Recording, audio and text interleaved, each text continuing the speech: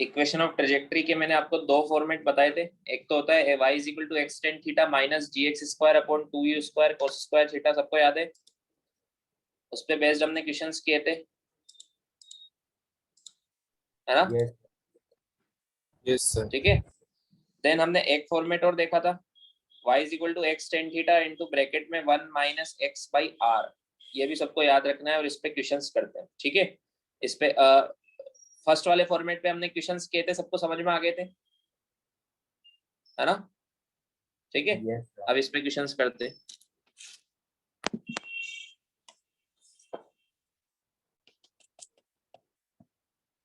एक प्रोजेक्टाइल है जिसकी इक्वेशन ऑफ ट्रेजेक्टरी गिवन है। Equation of trajectory is given as y is equal to root 3x minus x square by 5। ठीक है। हमसे पूछा है find angle of projection with horizontal, initial velocity of projectile and range of projectile. ये तीनों चीजें निकालनी है। एक बार ट्राई करो सब लोग। चलो देखो सर थीटा आएगा 60 डिग्री। यस देखो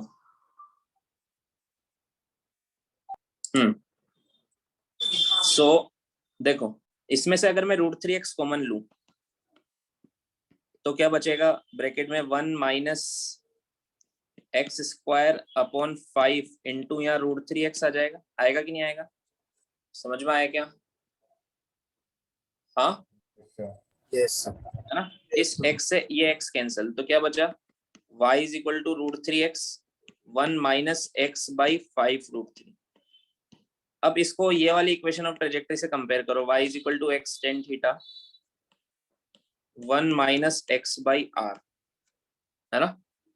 तो देखो यहाँ पर x की जगह x है, टेन थीटा की जगह रूट थ्री है, तो इससे कंपेयर करेंगे हम। तो टेन थीटा कितना आया? Root three. आया कि नहीं आया? हाँ समझ में आया? Yes sir. तो थीटा कितना आया? 60 डिग्री। ये आंसर आ गया। आया समझ में? अब देखो ये वन की जगह वन है, एक्स की जगह एक्स है, यहाँ पर देखो आर की जगह यहाँ क्या है? Five root three. समझ में आया क्या? तो रेंज भी आ गया।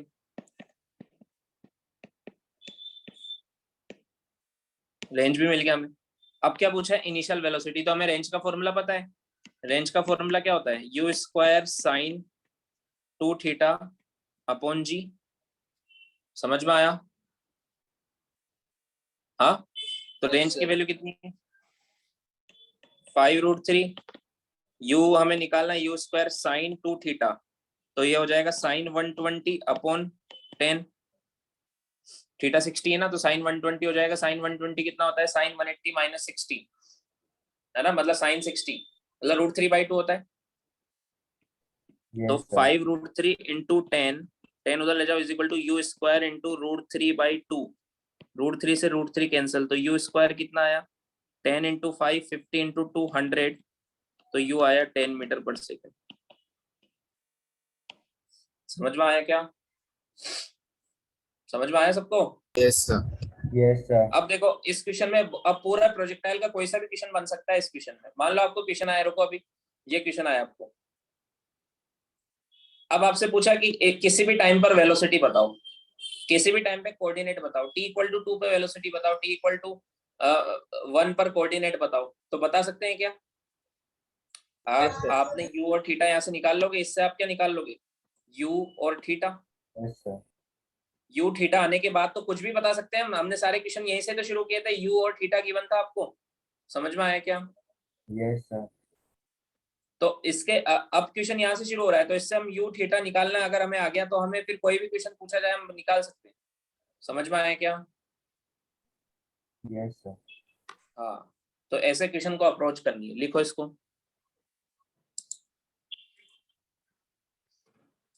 लिख लिया? यस यस चलो next question.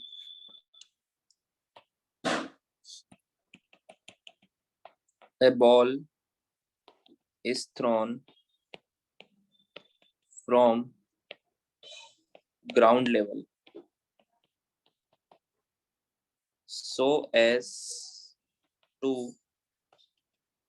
just clear a wall 4 meter high at a distance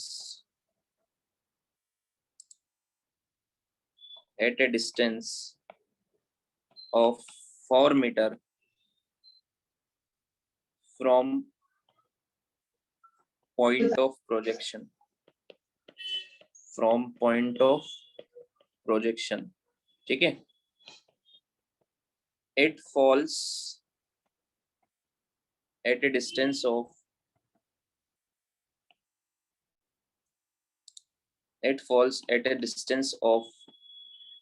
14 meter from the wall. Find the magnitude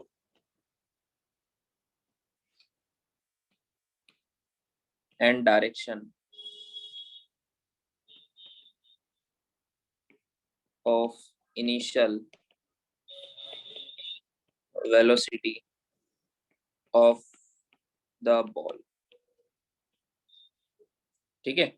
question में क्या गिवन है, एक बॉल को थ्रो किया है ग्राउंड लेवल से, so as to just clear a wall of 4 metre high. एक ball को हमने ऐसे थ्रो किया है, साइड में वॉल है ऐसे इधर 4 मीटर हाई है, उसको जस्ट क्लियर करते हुए जाती है. समझ में आया? जस्ट उसके जस्ट ऊपर से जाती है क्लियर करते हुए, और उस वॉल से 14 मीटर और आगे गिरती है. तो हमें रेंज मिल गई. बताओ रेंज कितना है?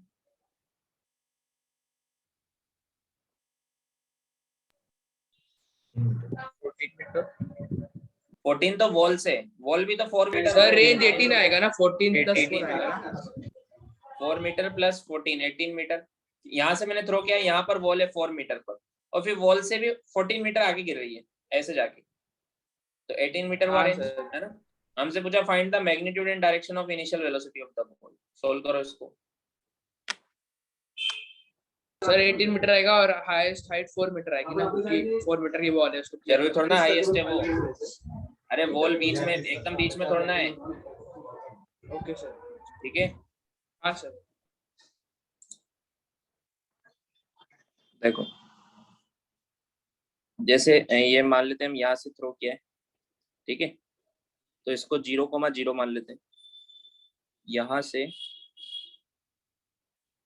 मान लो 8 एंगल थीटा और u इनिशियल वेलोसिटी ऐसे थ्रो किया.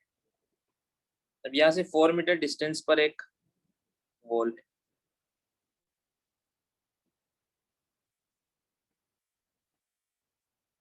ये 4 मीटर है और ये हाइट भी 4 मीटर. ये जो बॉल है इसको जस्ट क्लियर करते हुए जा रही है.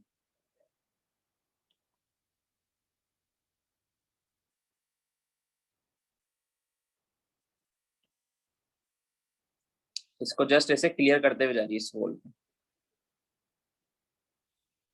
ठीक है ऐसे. और इससे कितना आगे गिर रही है?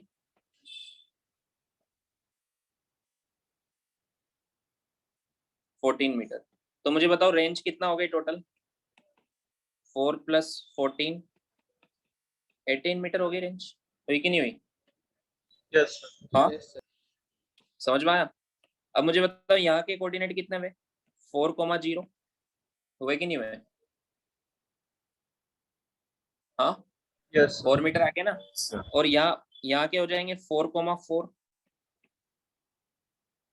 जहां से एक बॉल पास हो रही है ना, इस पॉइंट के कोऑर्डिनेट क्या हो जाएंगे? 4,4 यहाँ के. समझ में आया क्या? यहाँ के 0,0, ये 4 मीटर इधर गए, यहाँ हो गए 4,0. यहाँ से 4 मीटर ऊपर गए तो यहाँ के हो गए 4,4. समझ में आया क्या? Yes sir. हाँ. तो हमें रेंज पता है और कोऑर्डिनेट्स पता है. यहाँ इस ट्रेजेक्ट्री के किसी भी एक पॉइंट के कोऑर्डिनेट पता है और रेंज पता है, तो कौन सी वाली इक्वेशन ऑफ ट्रेजेक्ट्री यूज करेंगे जिसमें रेंज आता है? समझ में आया क्या? जिसमें क्या आता है? रेंज. तो रेंज कौन सी वाली? सेकंड वाली. x tan theta into 1 - x/r. समझ में आया क्या? है समझ में? Yes, sir. अब इसमें x की जगह क्या लिखूं? 4, और y की जगह भी क्या लिखूंगा? 4, क्योंकि यहाँ के कोऑर्डिनेट है x, y इस जगह के कोऑर्डिनेट कितने हैं 4,4, एंगल है थीटा, वेलोसिटी u है और रेंज 18 है, ठीक है। सो 4 tan theta into 1 minus x, x कितना है 4 अपॉन r कितना है 18, समझ में आया, 2 से 2 टाइम्स ये 9 टाइम्स, 4 से 4 कैंसिल, तो 1 is equal to tan theta 1 minus 2/9, 9 LCM ले लो, 9 माइनस 2 मतलब 7/9, तो tan थीटा क्या हो जाएगा 9/7, समझ में आया क्या, आया समझ में, Yes, sir. tan थीटा आ गया। अब हमसे इनिशियल वेलोसिटी पूछा है, इनिशियल वेलोसिटी और रेंज पता है, तो रेंज से इनिशियल वेलोसिटी का रिलेशन होता है, क्या रिलेशन होता है u square sine 2 theta upon g, तो हमें tan थीटा पता है, तो क्या हम साइन थीटा कोस थीटा निकाल सकते हैं क्या tan थीटा की हेल्प से, निकाल सकते हैं ना, यस सर। Yes, sir. जैसे ये ट्राइंगल है मान लो, ठीक है, ये एंगल थीटा है, tan थीटा है 9/7, तो ये होगा 9, ये होगा 7, तो मुझे बताओ ये कितना होगा, √9 का स्क्वायर प्लस 7 का स्क्वायर कितना होगा 130. 81 प्लस 49, 81 प्लस 49 करोगे तो कितना आएगा 130, 130 आ जाएगा, समझ में आया। तो मुझे बताओ साइन थीटा कितना हुआ 9 अपॉन √130, और कोस थीटा कितना हुआ 7 अपॉन √130, समझ में आया क्या, Yes, sir. हाँ। अब यहाँ पे साइन 2 थीटा है, तो इसको मैं ऐसे लिख सकता हूँ क्या, u स्क्वायर साइन 2 थीटा का फॉर्मूला क्या होता है 2 sine theta cos theta upon g, समझ में आया, साइन 2 थीटा को मैंने लिखा 2 साइन थीटा कोस थीटा।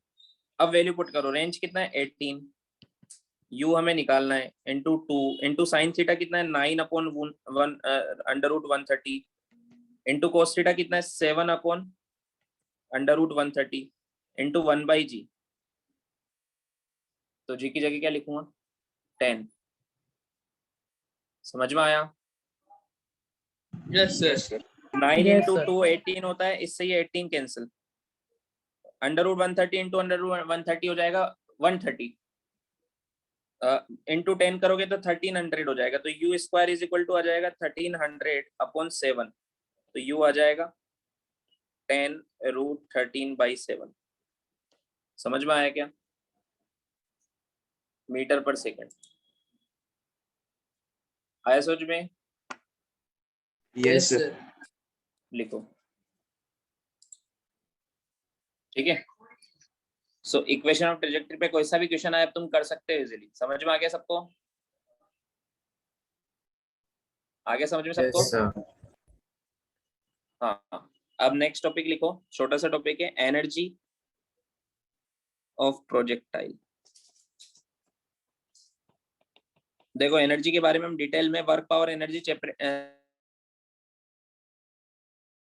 पढ़ेंगे, दो एनर्जी, काइनेटिक एनर्जी और पोटेंशियल एनर्जी, दो टेक्निकल एनर्जीज होती है, कौन कौन सी, काइनेटिक एनर्जी और पोटेंशियल एनर्जी, ठीक है।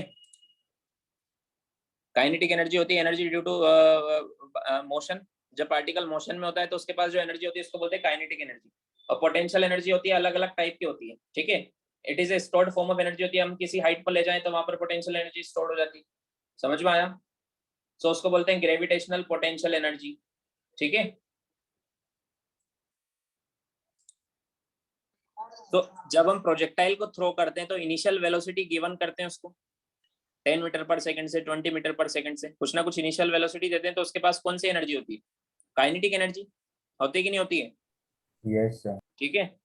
फिर जैसे जैसे प्रोजेक्टाइल ऊपर जाता है उसकी स्पीड कम होती जाती है, होती है कि नहीं होती है, जैसे Yes, sir. प्रोजेक्टाइल ऊपर जाता है उसकी स्पीड कम होती है, मतलब काइनेटिक एनर्जी कम होती जाती है, और कौन सी एनर्जी बढ़ती है, पोटेंशियल एनर्जी बढ़ती जाती है, Potential. हाइट पर जैसे पार्टिकल जाएगा उसकी पोटेंशियल एनर्जी बढ़ती जाएगी, समझ में आ रहा है ना। Yes sir. जैसे मान लो मैंने एक प्रोजेक्टाइल है,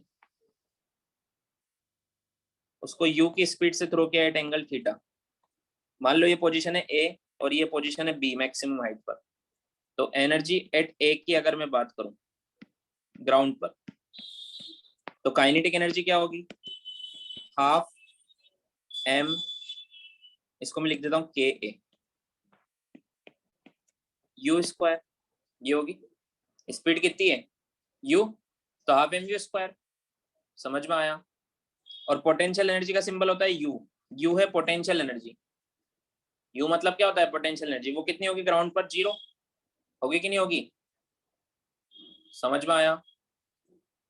Yes, sir. अब एनर्जी बी की मैं बात करता हूँ, एनर्जी एट बी। ठीक है, बी पर काइनेटिक एनर्जी कितनी है, कैसे निकालेंगे। यहाँ पर स्पीड पता होना चाहिए, यहाँ पर स्पीड कितनी होती है बी पर, हाईएस्ट पॉइंट पर, यू cos थीटा, ये होती है ना यहाँ पे स्पीड। वर्टिकल कंपोनेंट तो 0 हो जाता है, ओनली हॉरिजॉन्टल कंपोनेंट बचता है यू cos थीटा। ठीक है, तो बी पर काइनेटिक एनर्जी कितनी होगी, half m u cos theta का होल स्क्वायर, है ना, मतलब half m u square cos square theta. समझ में आया। कम हो गई Yes, sir. एनर्जी। ठीक है, yes sir. Potential energy at B की बात करें हम तो मान लो यहाँ की हाइट है h, ये हाइट कितनी है h, तो बी पर पोटेंशियल एनर्जी हो जाएगी mgh। h की वैल्यू कितनी होती है, U square sine square theta upon 2g, ये होती है ना। हाँ ये होती है ना। Yes, sir. सो क्या आएगा ये 1/2, जी से जी तो कैंसिल हो जाएगा, m u square sine square theta. समझ में आया। हाँ, अब अगर मैं Yes, बी पर टोटल एनर्जी बताऊं, बी पर, तो वो होगी kinetic energy at B plus potential energy at B. Kinetic energy कितनी है, half m u square cos square theta, plus potential energy B पर कितनी है, half m u square sine square theta. Half m u square common लोगे तो bracket में क्या बचेगा,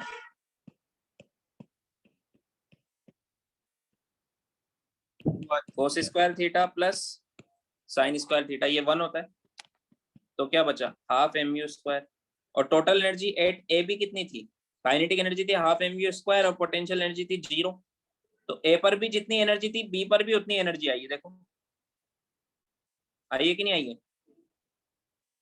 यस हाँ, तो टोटल एनर्जी sir. तो उतनी की उतनी रहती है। ओनली क्या हो रहा है, ऐसे भी जब पार्टिकल जब नीचे से ऊपर जाता है तो काइनेटिक एनर्जी कम होती है, पोटेंशियल बढ़ती है, फिर जब ऊपर से नीचे आता है वापस तो फिर काइनेटिक एनर्जी बढ़ने लगती है, पोटेंशियल एनर्जी कम हो जाती है, और total energy always remains constant. समझ में आया क्या। Yes sir. हाँ, when particle moves from ground to the highest point A to B, kinetic energy कम होती है, पोटेंशियल एनर्जी बढ़ती है, बट टोटल एनर्जी सेम रहती है। फिर हाईएस्ट पॉइंट से जब फिर से ग्राउंड पर आता है तो काइनेटिक एनर्जी बढ़ती है, पोटेंशियल एनर्जी फिर कम होती है, बट टोटल उतनी की उतनी रहती है एवरी पॉइंट पे। समझ में आया। Yes, sir. ठीक है, लिखो इसको। यहाँ पे लिख लेते हैं, सो टोटल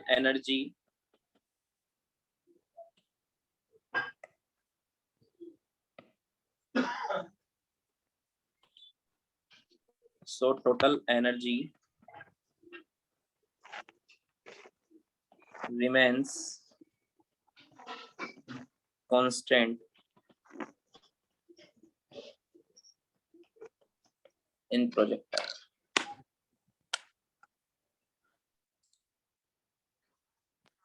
तो अभी तक हम प्रोजेक्टाइल पढ़ रहे थे ग्राउंड टू ग्राउंड वाला। ग्राउंड से मैंने थ्रो किया यहाँ से, और यहाँ कैसे गिरा, समझ में आया। ये ग्राउंड लेवल है, यहाँ से थ्रो किया, यहाँ कैसे गिरा।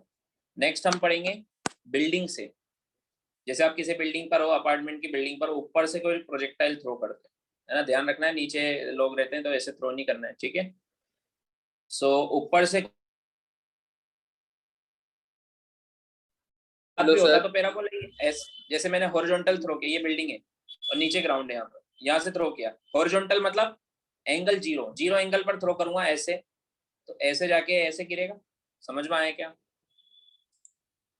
हाँ, तो सारे कंसेप्ट सेम रहेंगे जो हमने कंसेप्ट पढ़े ग्राउंड टू ग्राउंड पे, सारे कंसेप्ट यहीं पर लगेंगे, सारे फॉर्मूले वगैरह सब।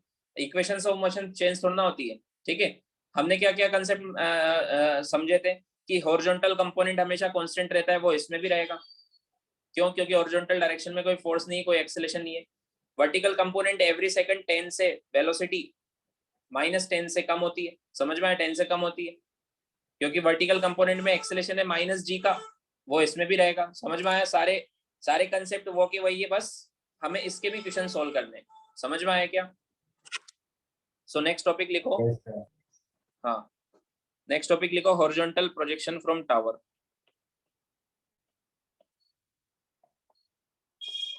हॉरिजॉन्टल प्रोजेक्शन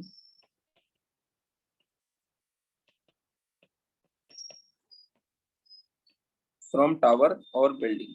ठीक है, सो जैसे मान लो ये एक टावर है, इसकी हाइट है h, यहां से ये प्रोजेक्टाइल है h हाइट से, इसको मैंने ऐसे लॉन्च किया। इनिशियल वेलोसिटी का हॉरिजॉन्टल के साथ एंगल कितना है? इनिशियल वेलोसिटी का हॉरिजॉन्टल के साथ एंगल कितना है? 0 डिग्री। ये हॉरिजॉन्टल एक्सिस है ना, तो मुझे बताओ प्रोजेक्टाइल सीधे सीधे जाता है या नीचे हो जाता है? ऐसे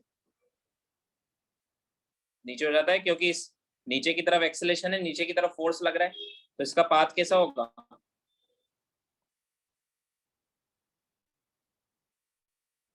ऐसा। समझ में आया क्या? Yes sir. ऐसा पाथ होगा इसका। ठीक है, अब देखो इसका हॉरिजॉन्टल कंपोनेंट कितना है? u। तो हॉरिजॉन्टल कंपोनेंट हमेशा u ही रहेगा। यहाँ पर जैसे यहाँ पर है प्रोजेक्टाइल, मान लो इस जगह पर है, तो इसका हॉरिजॉन्टल कंपोनेंट हमेशा u ही रहेगा। समझ में आया? हॉरिजॉन्टल डायरेक्शन में इसका कंपोनेंट हमेशा क्या रहेगा? u ही रहेगा। बस vertical component, initially vertical component 0 था, है कि नहीं? Initial vertical component of velocity initially कितना है? 0 है, क्योंकि वेलोसिटी पूरी की पूरी एक्स एक्सिस में, वाई में है ही नहीं। समझ में आया क्या? आया समझ में? Yes, हाँ, sir. बट एक वन, जैसे यहाँ पे मान लो t=1 पर, t=1 पर नीचे 10 हो जाएगा, t=2 पर, यहाँ पर तो 0 था, यहाँ 10 हो जाएगा, यहाँ 20 हो जाएगा, यहाँ 30 हो जाएगा। एवरी सेकंड 10 नीचे की तरफ वेलोसिटी बढ़ती जाएगी। समझ में आया क्या? हाँ, समझ में आया? Yes, sir. हाँ, यहाँ पर और ज्यादा हो जाएगी, यहाँ पर और ज्यादा हो जाएगी। समझ में आया? वेलोसिटी बढ़ती जाएगी। वो कितनी आएगी वो तो फर्स्ट इक्वेशन से तुम्हें मिल जाएगा। है समझ में? एवरी सेकंड 10 से बढ़ेगी नीचे की तरफ वेलोसिटी, मतलब 0 है तो -10 हो जाएगी, -20 हो जाएगी, -30 हो जाएगी, ऐसे स्पीड बढ़ेगी 10 से, 0 10 20 30। समझ में आया? हाँ, सो एक पॉइंट तो हम इसमें ये लिख लेते हैं। Yes sir. क्या पॉइंट लिख लेते हैं? सिंस इनिशियल वेलोसिटी, जो इनिशियल वेलोसिटी है of projectile is in horizontal direction. कौन सी डायरेक्शन में? Horizontal direction. thus vertical component, इसका वर्टिकल कंपोनेंट जो है ऑफ इनिशियल वेलोसिटी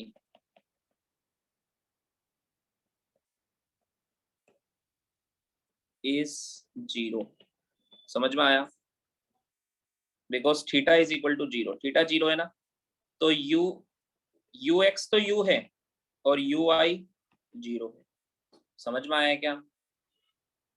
इस केस में ux तो u है और ui कितना है? 0। आया समझ में? Yes sir. Yes, sir. अब इसके टाइम ऑफ फ्लाइट निकालते हैं। टाइम ऑफ फ्लाइट क्या होता है? कितने टाइम तक, कितने टाइम बाद ये ग्राउंड पर जाके गिरेगा।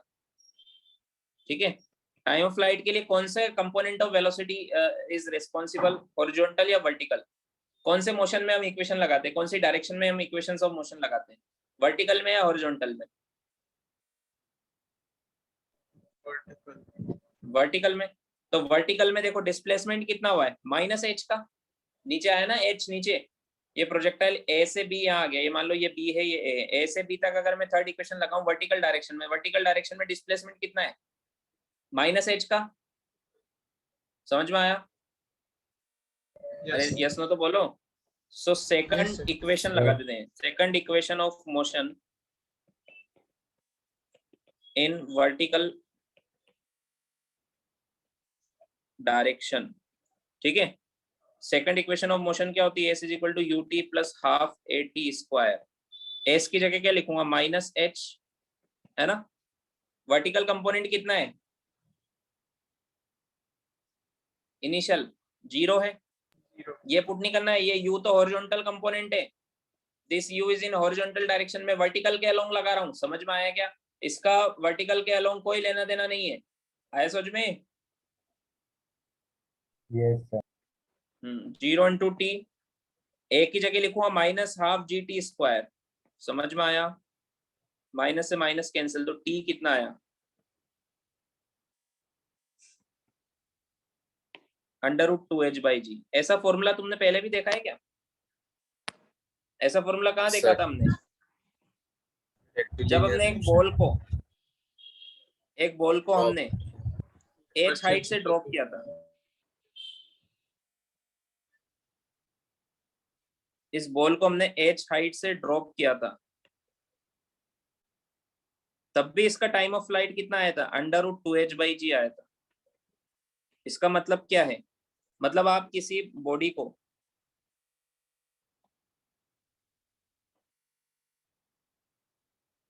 h हाइट से ड्रॉप करो या इसको u किसी भी कितनी भी स्पीड से, इनिशियल स्पीड पे डिपेंड कर रहा है क्या? देखो टाइम, यहाँ पर टाइम का फॉर्मूला इस u पर डिपेंड कर रहा है क्या? आप धीरे से फेंको ऐसे किसी हाइट से, या बहुत तेज फेंको। आप धीरे से फेंको या बहुत तेज फेंको, अगर आप धीरे से फेंकोगे तो ये यहाँ पर आके गिरेगा, और धीरे फेंकोगे यहाँ गिरेगा, लेकिन टाइम सबका सेम आएगा। और धीरे फेंकोगे यहाँ गिरेगा।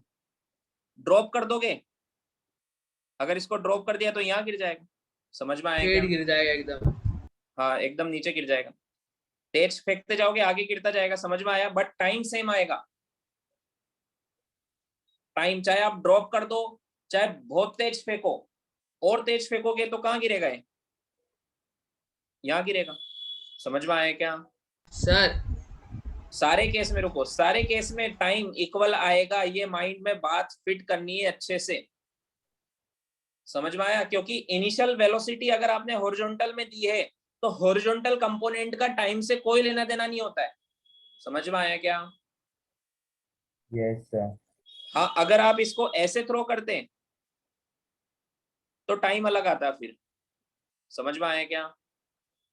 Yes, वो वाले sir. क्वेश्चन हम बाद में करेंगे। क्यों ऐसे थ्रो करने में टाइम अलग क्यों आता है? ऐसे थ्रो करने में, क्योंकि ऐसे थ्रो करने में आपको वर्टिकल कंपोनेंट 0 नहीं होता। समझ में आया क्या? तो हमने यहाँ पे Yes, 0 sir. पुट किया है ना, वो 0 की जगह वो कंपोनेंट पुट करते तो आंसर अलग आता। समझ में आया? Yes sir. Yes, sir. मेरे ख्याल से यश आपका ये डाउट था, पूछो क्या डाउट था आपका? सर मेरा डाउट था कि आप जो ये बोल रहे हो कि जितना आप तेज फेंकेंगे उतना वो आगे चलता जाएगा, तो सर लाइक अ हाँ। प्रोजेक्टर हम लोग one building to other building भी डाल सकते हैं ना बॉल को? क्या one building like a projector, मतलब एक बिल्डिंग से दूसरे बिल्डिंग तक डाल सकते हैं ना, मतलब प्रोजेक्टर ही हो जाएगा प्रॉपर्ली, उतने हाइट की बिल्डिंग सामने होगी एक बिल्डिंग से दूसरे बिल्डिंग पर डाल सकते हैं ना, तो लाइक अ प्रोजेक्टर तैयार हो जाएगा ना वो। जैसे कि हम लोग सेम हाइट पे अगर दो बिल्डिंग होंगी सामने सामने, तो हम लोग अगर एक बॉल बिल्डिंग से फेंक रहे हैं दूसरे बिल्डिंग पे, तो वो स्पीड भी हम लोग काउंट कर सकते हैं ना, एक बिल्डिंग दूसरे बिल्डिंग तक प्रोजेक्टर। अगर आपको एक इसी हाइट की बिल्डिंग पे थ्रो करना है, वॉइस ब्रेक हो रही है मुझे इतना क्लियर नहीं हुआ, तो आपको ऊपर से थ्रो करना पड़ेगा ऐसे, वरना वो नीचे जाके यहाँ कहीं गिरेगा। तो समझ सर में आया? टाइम पीरियड सेम आएगा? काहे का time period? H height to ground उसका टाइम Okay, पीरियड है, sir. बिल्डिंग टू बिल्डिंग का नहीं है। Okay sir. वो तो सेम केस हो जाएगा, ग्राउंड टू ग्राउंड या बिल्डिंग टू बिल्डिंग, बात एक ही है। वो ओके तो हम सर। ऑलरेडी पढ़ चुके हैं। समझ में आया? Yes sir. अभी ये तो एच हाइट से आपने ड्रॉप करो या थ्रो करो, हॉरिजॉन्टल में टाइम सेम आता है। बोलो ये बात समझ में आई क्या? हाँ सर समझा। एच हाइट से आप इसको ड्रॉप करो, इसका टाइम मान लो t1 है और इसका टाइम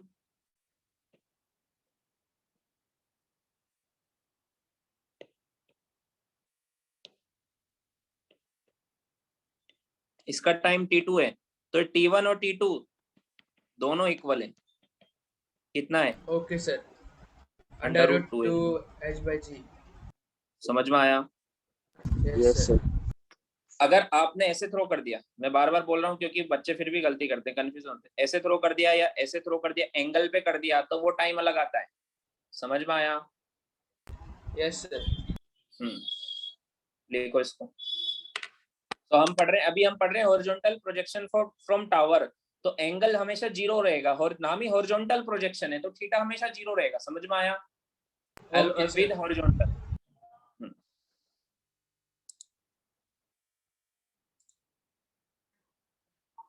अब बात करते हैं रेंज की। रेंज का निकालने का तरीका वही है। रेंज किस पे डिपेंड करती है? इनिशियल कंपोनेंट, हॉरिजॉन्टल कंपोनेंट पे या वर्टिकल कंपोनेंट पे? हॉरिजॉन्टल। हॉरिजॉन्टल। जितना ज्यादा हॉरिजॉन्टल कंपोनेंट होगा उतना ज्यादा दूर गिरेगा। मैंने बताया था आपको। यू को बढ़ा दो आप 10 मीटर पर सेकंड से 20 मीटर पर सेकंड कर दो, रेंज भी बढ़ जाएगी, आगे गिरेगा। कम कर दो, रेंज कम हो जाएगी। रेंज क्या होती है? इसके टावर के फुट से लेके ये जहां जाके गिरा है वहां तक की डिस्टेंस। समझ में आया क्या? ये रेंज होती है। ठीक है। अब रेंज कैसे निकालेंगे? सबसे पहले टाइम निकाल लो, कितने टाइम में गिरेगा। मान लो 3 सेकंड में गिरा। कितने सेकंड में गिरा? 3 सेकंड में। तो रेंज कैसे निकालेंगे? मान लो हमने 10 मीटर पर सेकंड से थ्रो किया, तो 1 सेकंड में ये 10 मीटर आगे आ जाएगा, 2 सेकंड में 20 आ जाएगा, 3 सेकंड में 30 आ जाएगा, रेंज आ जाएगी 30। समझ में आया क्या? हाँ, 10 की जगह 20 से थ्रो किया होता तो 3 सेकंड में कितना आगे आ जाता? 60। टाइम ऑफ फ्लाइट पे डिपेंड करता है, तो रेंज कितना आएगा। समझ में आया? तो रेंज कैसे निकालेंगे? Horizontal component into time of flight. R, R कैसे निकालेंगे? आर होता है यू एक्स इंटू टी। तो यू एक्स यहाँ पे कितना है? यू। पूरा का पूरा हॉरिजॉन्टल में तो थ्रो किया है यू, और टाइम कितना आया था? √2h/g। समझ में आया क्या? Yes sir. आया समझ में? सर रेंज, ये फॉर्मूला रेंज का। अब किसी भी टाइम पे वेलोसिटी बताना है वो वैसे ही बताना है, जैसे मान लो यहाँ, जैसे यहाँ पर है 10, यहाँ पर है u कोमा, यहाँ पर हॉरिजॉन्टल कंपोनेंट है u, वर्टिकल है 0। 1 सेकंड बाद हॉरिजॉन्टल तो u रहेगा, वर्टिकल हो जाएगा -10। 2 सेकंड बाद ये u रहेगा, ये हो जाएगा -20। तो किसी भी टाइम पे बता सकते हो। समझ में आया? किसी भी टाइम पे वेलोसिटी बताना, किसी भी टाइम पे कोऑर्डिनेट बताना सेम है। कोऑर्डिनेट बताने के लिए x में तो ये फॉर्मूला लगाएंगे, u इंटू टी। 1 सेकंड बाद मान लो u है 10 मीटर पर सेकंड, तो 1 सेकंड बाद 10 हो जाएगा कोऑर्डिनेट, 2 सेकंड बाद 20 हो जाएगा, 3 सेकंड बाद 30 हो जाएगा। y कोऑर्डिनेट के लिए सेकंड इक्वेशन लगा देंगे, जैसे वहां लगाते थे। समझ में आया क्या? Yes sir. हाँ Yes. हाँ। किसी भी टाइम पे वेलोसिटी बताना, स्पीड बताना में आता है। ओनली बस हम बताएंगे फाइनल स्पीड। यहाँ पर जैसे यू को, ये इसको थ्रो किया, ये मान लो h हाइट है, तो ये कंपोनेंट तो यू ही रहेगा। मान लो ये कंपोनेंट है vy। समझ में आया? तो फाइनल स्पीड क्या होगी? फाइनल स्पीड मतलब जब ग्राउंड पर कितनी, फाइनल वेलोसिटी लिख देता हूँ। फाइनल वेलोसिटी ग्राउंड पर कितनी वेलोसिटी से टकराएगा। तो मान लो वेलोसिटी है v, ये v से टकराए, तो v को क्या लिखूंगा मैं? u तो i कैप में, और vy j कैप में। समझ में आया क्या? vy भी क्या माइनस में, क्योंकि नीचे की तरफ है। आया समझ में? ऐसे लिख सकते हैं ना? हाँ सर। हाँ। अब vy कैसे निकालेंगे? थर्ड इक्वेशन लगा दो यहाँ पर। h हाइट से ड्रॉप किया है, तो जैसे टाइम ऑफ फ्लाइट के लिए सेकंड इक्वेशन लगाई थी इन वर्टिकल डायरेक्शन में, वैसे ही vy के लिए, vy निकालने के लिए क्या लगाएंगे हम? Third equation in vertical direction. सब हमको पहले से आता है, ये सब मैं आपको रिवाइज करा रहा हूँ, ऐसे समझो। ये मैं समझो पहली बार पढ़ा रहा हूँ, ऐसे समझना चाहिए कि मैं सब आपको पहले से आता है, बस मैं आपका रिवीजन करा रहा हूँ। समझ में आया क्या? हाँ। सो थर्ड इक्वेशन लगाऊंगा, तो थर्ड इक्वेशन क्या होगी? vy square minus uy square is equal to 2g। g भी क्या लिखूंगा? माइनस का, और डिस्प्लेसमेंट भी क्या है? माइनस में, -h। समझ में आया क्या? वर्टिकल में लगाया, Yes, y sir. एक्सिस के अलोंग y एक्सिस लगाया मैंने। समझ में आया? तो vy स्क्वायर, uy कितना है बताओ?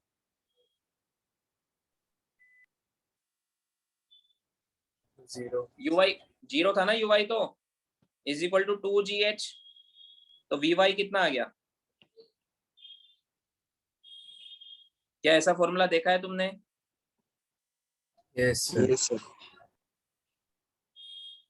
जब हमने h हाइट से ड्रॉप किया था तब वो √2gh से टकराया था, वर्टिकल कंपोनेंट ही आया था। इस केस में √2gh से नहीं टकराएगा, इस केस में वर्टिकल कंपोनेंट √2gh होगा।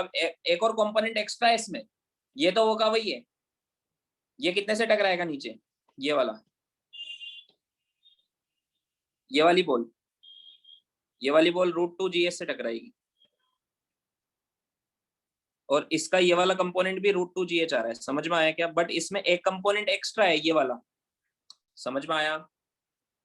Yes. आया समझ में? तो vy आ गया √2gh।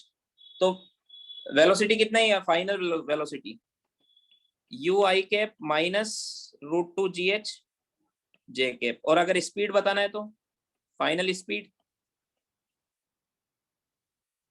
फाइनल स्पीड बताना है तो वो इसका स्क्वायर अंडर रूट, ये वाला फॉर्मूला लग जाएगा, u स्क्वायर प्लस √2gh का स्क्वायर मतलब 2gh। ये आ गया फाइनल स्पीड। समझ में आया? Yes, sir. इसकी फाइनल स्पीड कितनी थी? ये थी। और इसकी कितनी हुई? इसकी हुई ये u स्क्वायर प्लस इसका square, u square plus 2gh। Speed तो हमेशा पॉजिटिव होती है। समझ में आया क्या? तो कौन ज्यादा स्पीड से टकराएगा? टाइम तो दोनों का सेम लग रहा है, लेकिन दोनों सेम स्पीड से टकरा रहे हैं या अलग अलग से? Different. डिफरेंट है। किसकी ज्यादा स्पीड है? जिसको ड्रॉप किया उसकी स्पीड ज्यादा है, जिसको थ्रो किया उसकी स्पीड ज्यादा है? Throw. Throw. थ्रो करने वाली, लेकिन टाइम सेम है। समझ में आया क्या? तो ये पॉइंट नोट कर लेते हैं, हम नोट करके लिख लेते हैं कि अगर हम किसी बॉडी को ड्रॉप करें और एक को हॉरिजॉन्टल प्रोजेक्ट करें फ्रॉम सेम हाइट, दोनों को, एक को सेम हाइट से ड्रॉप किया और एक को थ्रो किया है हॉरिजॉन्टल डायरेक्शन में, तो जिसको थ्रो किया है उसकी स्पीड जिसको ड्रॉप किया है उससे ज्यादा होती है एट द ग्राउंड। समझ में आया? बट दोनों का वर्टिकल कंपोनेंट सेम रहता है। ये बात हम लिख लेते हैं, इंपॉर्टेंट है, इस पे स्टेटमेंट आ जाते हैं। ठीक है? सो if a body is dropped and another body is thrown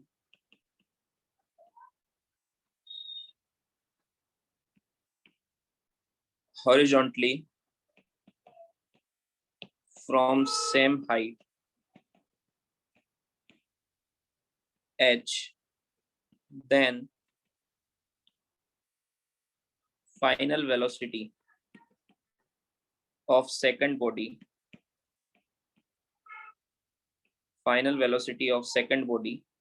कितनी होती है सेकंड बॉडी की final velocity? u square plus 2gh। ठीक है? will be more than final velocity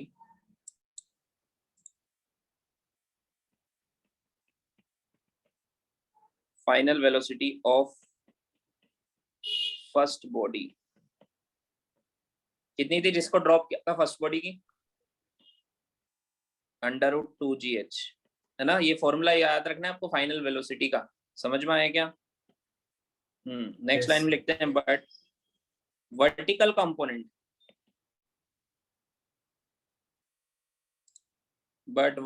component of second body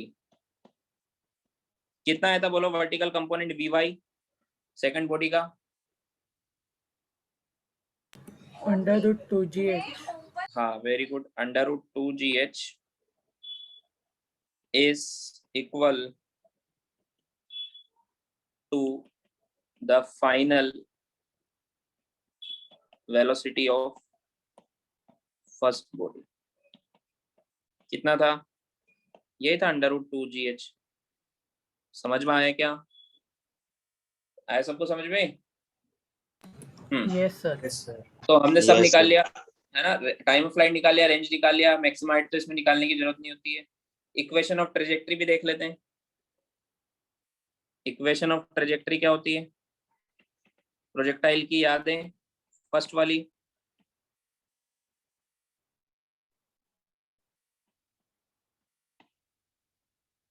equation of trajectory क्या थी first वाली? y is equal to, बोलो, x tan थीटा माइनस जी x square upon 2u square cos square theta, ये थी ना, yes sir. है ना। अब अगर ये तो ग्राउंड टू ग्राउंड है एट एंगल थीटा, अगर हॉरिजॉन्टल प्रोजेक्शन है फ्रॉम सम बिल्डिंग तो उसमें थीटा कितना होता है? 0 डिग्री। तो इसमें पुट कर दो तो y इज इक्वल टू हो जाएगा x tan 0, tan 0 कितना होता है? 0 माइनस जी x square upon 2u square cos square 0, cos square 0, cos 0 कितना होता है? 1। तो कितना आएगा? 10, ये तो 0 हो जाएगा, तो आंसर आएगा माइनस जी x square upon 2u square. ये आई इक्वेशन ऑफ ट्रेजेक्ट्री। कोस 0 1 होता है ना। ये Yes. x और y कोऑर्डिनेट के बीच में रिलेशन है। ये कौन सी, ये इक्वेशन देख के क्या बताओगे? स्ट्रेट लाइन है या पैराबोला है? पैराबोला। अपवर्ड या डाउनवर्ड? So downward. माइनस है क्योंकि इसका कोएफिशिएंट, ये कोएफिशिएंट माइनस है, डाउनवर्ड पैराबोला, तो इसलिए इसका पाथ डाउनवर्ड पैराबोला ही तो। देखो ये समझ में आया? हाँ यस सर। y देखो x में कुछ भी पुट करो, 0 पुट करो, 1 पुट करो, 3 पुट करो, 4 पुट करो, 5 पुट करो, y नेगेटिव आ रहा है। क्यों? क्योंकि डिस्प्लेसमेंट y एक्सिस में नीचे की तरफ हो रहा है। समझ में आया क्या? हाँ, यहाँ पर 0,0 हम किसको मानते हैं? ये पॉइंट को 0,0 मानते हैं। तो पार्टिकल y में ऊपर जा रहा है या नीचे जा रहा है? y एक्सिस में नीचे जा रहा है, इसलिए y हमेशा नेगेटिव आएगा। समझ में आया? Yes sir. लिखो इसको।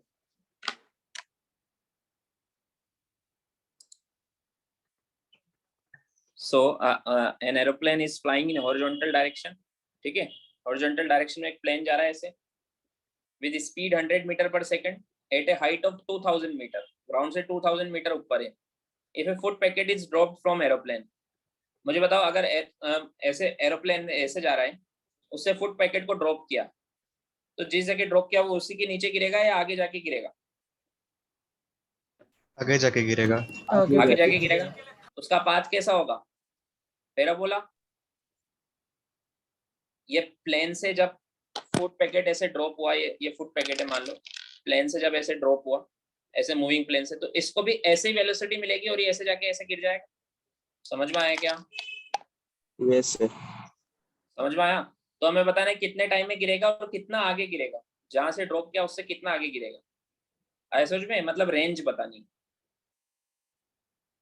रेंज और टाइम ऑफ फ्लाइट बताना है। बताओ, सिंपल फॉर्मूला बेस्ड क्वेश्चन है।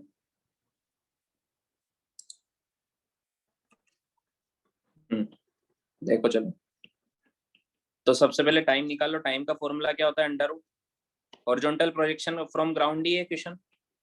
ये क्वेश्चन का कैसे पता लगेगा आपको ये वाला फॉर्मूला लगे? क्योंकि प्लेन कैसे जा रहा है? हॉरिजॉन्टल डायरेक्शन में जा रहा है, तो जब उससे कोई भी ऑब्जेक्ट अलग होगी तो उसको भी इनिशियल वेलोसिटी कौन सी डायरेक्शन में मिलेगी? हॉरिजॉन्टल डायरेक्शन में। समझ में आया? So it is a question of, it is a question of horizontal projection from a tower या फिर from a plane, एक ही बात है, from a height। समझ में आया? So height हमें given है, फॉर्मूला क्या? Under root 2h by g। तो h कितना है? 2000 मीटर अपॉन 10, 10 से 10 कैंसिल, 400 अंडर रूट 400 कितना होता है? 20 सेकंड में जाके गिरेगा। और रेंज क्या होती है? ux into T. ux कितना है? जितने से प्लेन चल रहा है इनिशियल कंपोनेंट उतना ही होगा, फुट पैकेट का भी। तो कितना है? 200। यस सर, 200 into टाइम 20 कितना आया? 4000 मीटर, मतलब 4 किलोमीटर। या फिर रेंज अगर डायरेक्ट निकालनी होती तो आप डायरेक्ट ये वाला फॉर्मूला भी लगा सकते थे। एक ही बात है, टाइम अलग से निकालो या इसी में फॉर्मूला में पुट कर दो वैल्यू। आया समझ में? सर ux 100 है ना? ux 100 है क्या? त्याची आठवण काढलेली ते पप्पांनी हाँ पेटी 100 है सुटली UX काढली. 100 है दाखव मी ताई, ओपन करून दाखव. अहो, UX ते 100 जाम आवडायची बोलते पप्पा, यश ते करायचे. म्यूट हो जाओ नाही इकडे. यश आता दिवस. तो कितना आंसर आएगा 2 किलोमीटर आगे गिरेगा समझ में आया क्या हाँ तो जब भी Yes. कहीं पर इमरजेंसी होती है इमरजेंसी सिचुएशन होती है जहां पर हम फूड पैकेट गिराते हैं मिलिट्री वाले ठीक है एयरफोर्स वाले तो वो ऐसा नहीं है कि जब विलेज आएगा उसके ऊपर जाके रोक के गिराएंगे पूरा वो थोड़ा पहले से ही गिराते थे उनको पता होता है कि इतना आगे गिरेगा वो समझ में आया क्या स्पीड के हिसाब से ठीक है वरना गिराएगा और गिरेगा आगे जाके कहीं और समझ में आया Yes, sir. लिख लो इसको